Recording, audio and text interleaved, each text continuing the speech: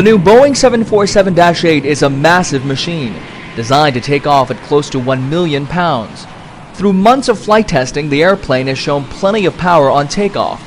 But how would it handle all that energy if it had to suddenly stop? In the emergency event that we have to make a rejected takeoff at these heavy weights, it takes a long distance for the airplane to stop. It's just like in your car. Captain Kurt Vining and the Boeing Test and Evaluation team are about to put the airplane through the ultimate rejected takeoff, or RTO.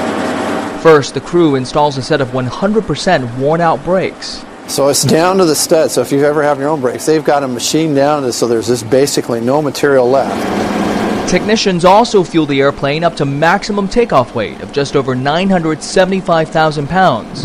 At the start of the runway, Captain Vining begins the takeoff roll as usual, pushing all 4 engines to maximum thrust. But just as the airplane is going at over 200 miles or 320 kilometers per hour, he slams on the brakes. To channel maximum energy to the carbon brakes, the pilot cannot use the thrust reversers. The whole intent is to demonstrate under worst conditions, you could safely stop the aircraft. The brakes, made by Goodrich, do exactly as they're supposed to.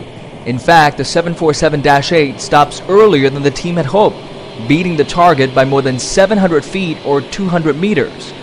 But stopping is just half the challenge.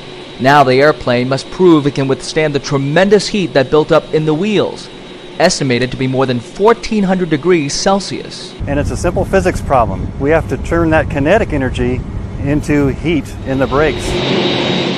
As expected, smoke pours out from the brakes as they glow a bright orange.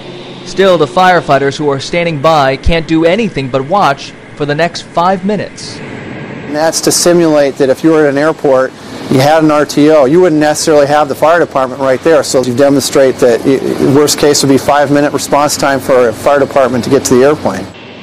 By design, special fuse plugs in the tires are activated, deflating the tires before they explode. Finally, at the 5-minute mark, firefighters move in with plenty of water. While the tires and brakes will have to be replaced, the rest of the airplane is perfectly fine. No sweat, even for the flight test engineers who were on board. It went amazing.